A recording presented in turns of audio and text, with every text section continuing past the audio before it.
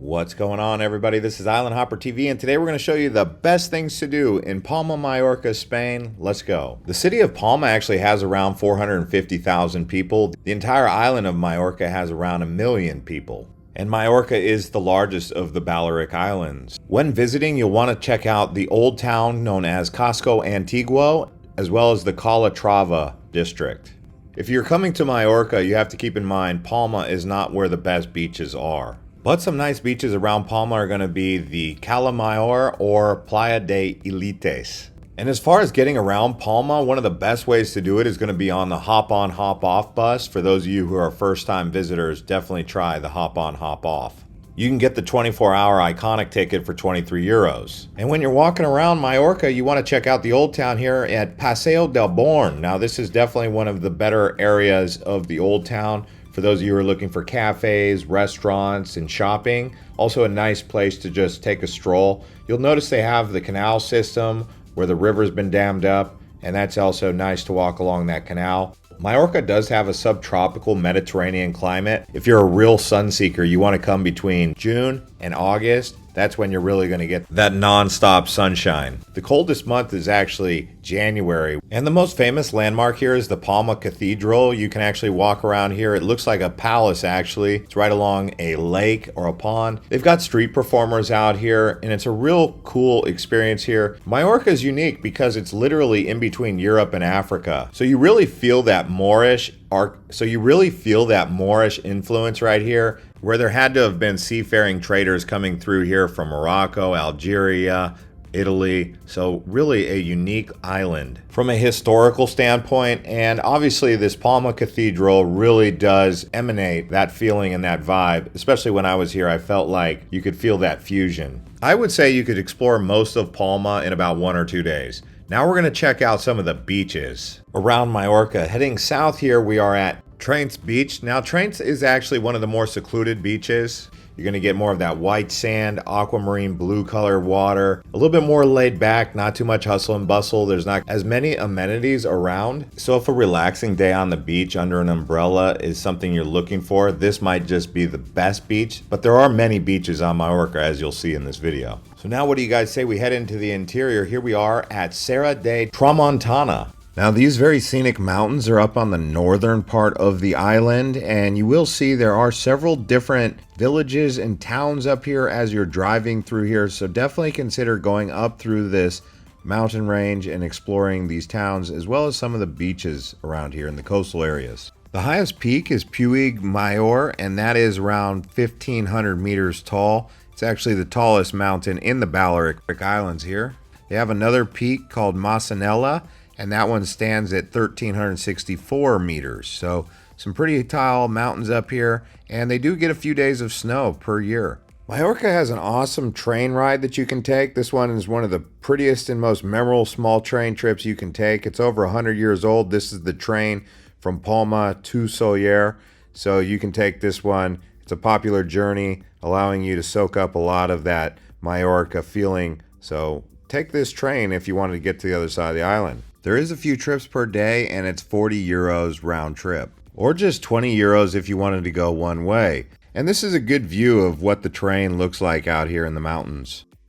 And then once you actually arrive here, you're at the port of Sóller, and this is a beautiful beach community. You can see it's right in the cove, and the landscape out here is a bit more mountainous than you'd find on other places in Majorca, and I really find that to be what gives it its extra charm. So you can do a day trip out here, or you can stay the night. Now here we are going to look at some of the Majorca caves. There are a few different caves out here, whether they're coastal caves, doing a boat trip out here. As you can see, Majorca is spelled either Mallorca or with a J in the middle instead of the 2 L's. And I would say the most famous caves on the island are going to be the Drach Caves. That's the Dragon Cave, so check those out if you want the best one. And plenty of stalagmites. You can't swim here though, that's the thing. Now let's talk about the Spanish food here on Majorca. They've got lots of pastries, so get used to that. But ensaimada is one of the famous pastries here. They've also got other types of food like sobrasada, which is actually a traditional sausage from Majorca. That's made from pork and seasoned salt with black pepper and paprika. It's a reddish color sausage. They love meat here on the island. And then there's gazpacho, which is a Spanish tomato soup. Also, try some tapas while here. So a food lover's dream is Majorca. And now here we are at Cala Des Moro. This is a rock off the coast on the southern shoreline, and it's known for its aquamarine turquoise waters. As you can see, good colors. So many beautiful beaches here, but that water really stands out. Doesn't it? Well, now we're going to actually head over to the party town. This here is Magaluf. This is famous with uni students. When I came here, I would definitely say this is where the young people go in Majorca. As you know, Ibiza is more famously known as a party island, but Magaluf definitely holds its own. Lots of young people walking around here, water sports and activities. This is more of a vibrant place than you're going to find in Palma. So if you're looking for a little bit more nightlife or even day drinking and partying, this is where you need to be.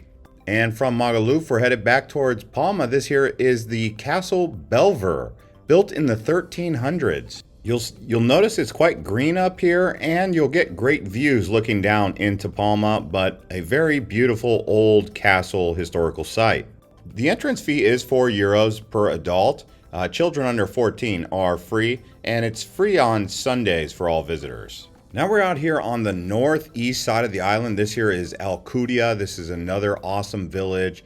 This one really might just be one of the best places to walk around and hang out if you're looking for more of that old Spanish feeling. So don't pass up coming up here to this side of the island. They also have a beautiful beach here in the port of Alcudia.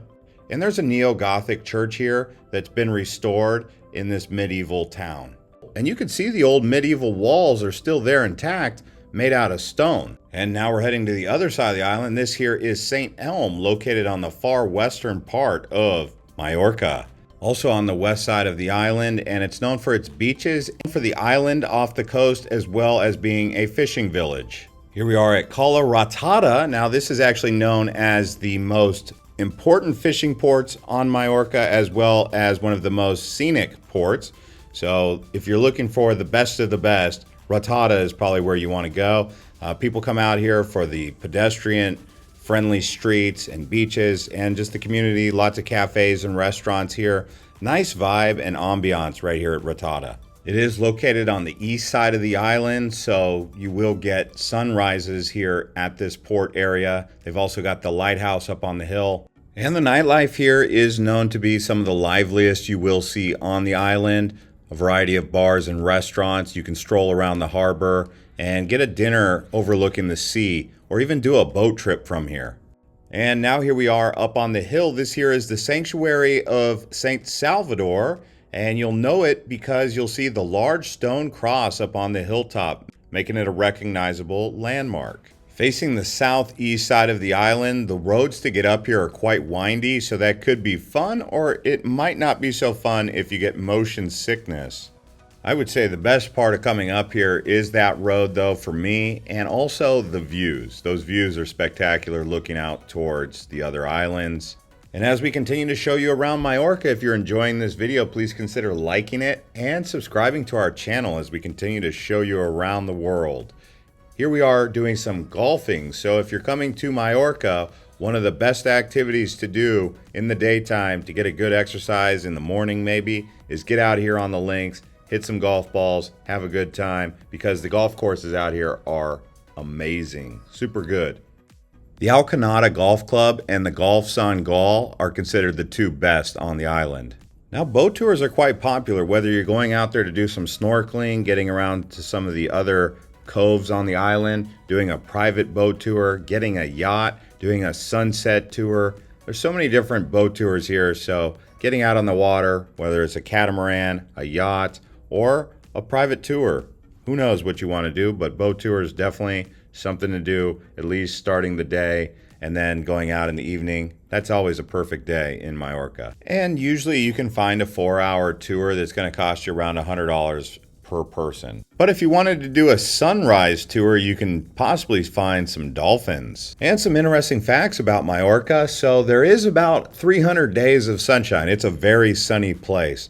And when I was here, I definitely felt that sun. I would definitely recommend dressing for sun protection. Long sleeves, lightweight, UV resistant clothing. Also, there has been inhabitants on this island since 7000 BC. So a lot of history here, not just medieval history, which you see in a lot of the villages, but dating all the way back to 7000 BC. And in case you're wondering why there's two different ways to spell it, with the double L or with the J, it's because of the British. The island is actually named Island Major, so the big island essentially. And because of that word major, mayor, that's where that J comes in with Majorca or Mallorca, just because of the word major. And if you are coming to Spain, I recommend you watch our Madrid video next. You can click here.